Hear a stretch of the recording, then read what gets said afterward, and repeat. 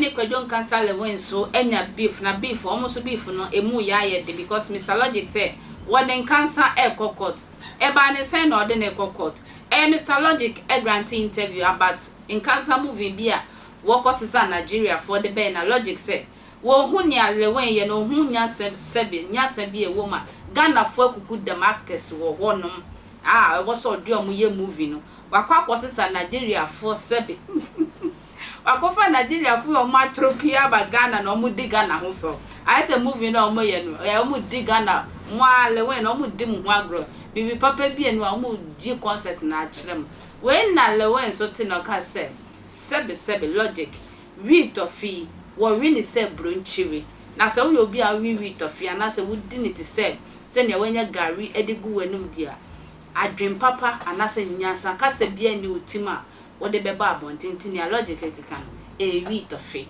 na mana afa ni trim wo keka sanse na movie in there oni alata fo no twa ne do supu o de me yankonko tie Logic ne ono wo man ne Nkansah so ne wo ka hye yemra o mo kan sa nyoma no sanabo o mo nyina so ma no pokeke ana ma no mai adon kwa na ma no lo taleso he bai o bura sa o ana mo di Wee Toffee do dia mo kan kwa nsemo da bi American movie. Coming from America. America for try. No Ghana artist because me say na iko coming from America China for you India for you. Yes. Beast of the nation. Aba for Africa for Ghana for ngam. E bia matanka. Yes. Ghana for ko na je ko twa movie. China nko awo ye ho ba se. Obi ye nko bia nko ya. Ado ni sort of takachi. Uba Ghana ha no ma na ho ahene. Me na ha je. Kana me so na me ye dwuma ano odin. Mr. President, they call it Bia. When I'm a bush, you must up to no being breaky. Maybe be breaky. This is Yamsa breaky. I see. The bush was Salabash. Yes, Salabash. She's still moving in art. If you see that, so more. When I made a bandy at this over. More bandem, you call them for sure, Mamma. The same place now, Menesha and Stone Boy are born, and marry the main boy. Yes. This is Yamsa breaky, Maddy. Until being a shake Ghana, a moving destiny, per se, was saying, a couple one numbers.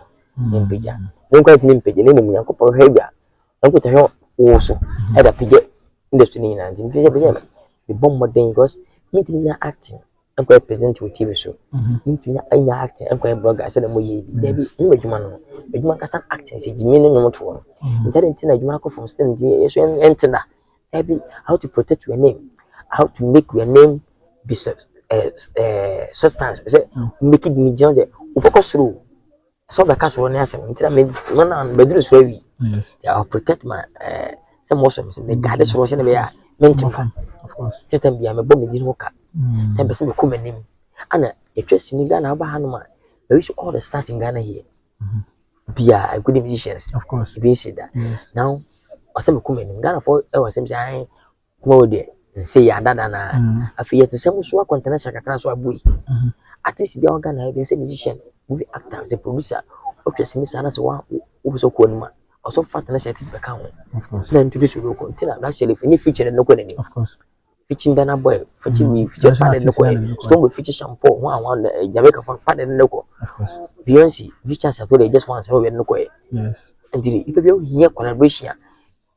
Telling also chair as well Fanaba. Of course. No action. Of course. Till I can't my pet can hold day.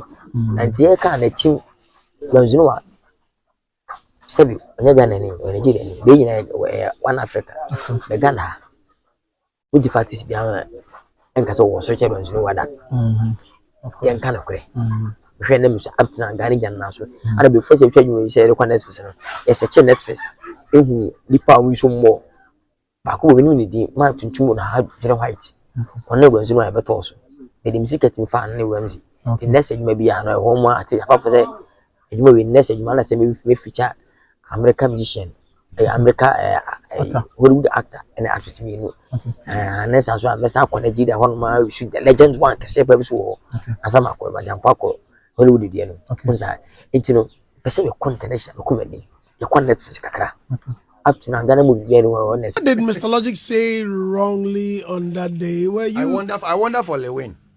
Lilwin is just leveraging on my statement. But is he angry or is it just a joke? You see, I don't even like the way he's playing jokes with my name, because he takes the video post the video and then post himself. Then he'll be reacting to the comments and then the insults. So I went and commented under the post that this statement has really worked for you, bro. I'm happy for you. Oh wow. Yeah, I commented. Then now he has granted an interview saying that I use Wee Toffee, but that one I'm taking it very personal. That's very insulting, and I'm not taking it lightly. I'm saying this on Hit FM this morning. I'm telling Lilwin that in the next few days, his suit will be ready, and it will surprise Ghanaians. You cannot come in public, Lilwin, and say that I take Wee Toffee and the Wee Toffee is not good for me. Were you there? Have you seen me taking Wee Toffee? All jokes aside, this particular statement, I won't take it lightly with Lilwin. I go show him, say me, I'll be serious guy. Because that day, I didn't say anything against him. I didn't insult him. I didn't attack him. You can play back the video and even my words. I didn't say anything. I was only defending the name of Ghana. Say, why didn't you bring or have Ghanaians to play some of this part that you are bringing Nigerians to play? That's just all I said. Now, this guy is calling me a Wee Toffee. What is Wee Toffee?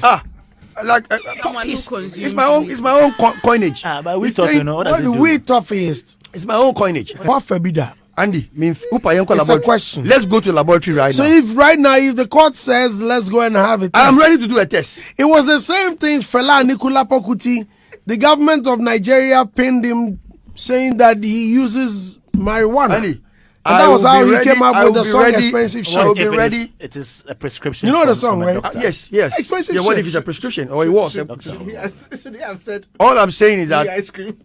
those who listen to Hit FM, Robert. those who listen to Hit FM in the morning should tell Lilwin that this is not a matter of agro.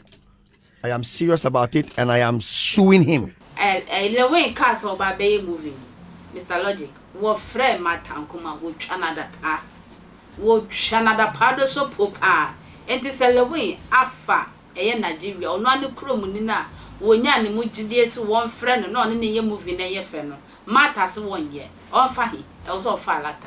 And Tina, singing every year near Hundlashu, near Lilwin and shoot to Mr. Dash. But that's a so deep train, my crowd.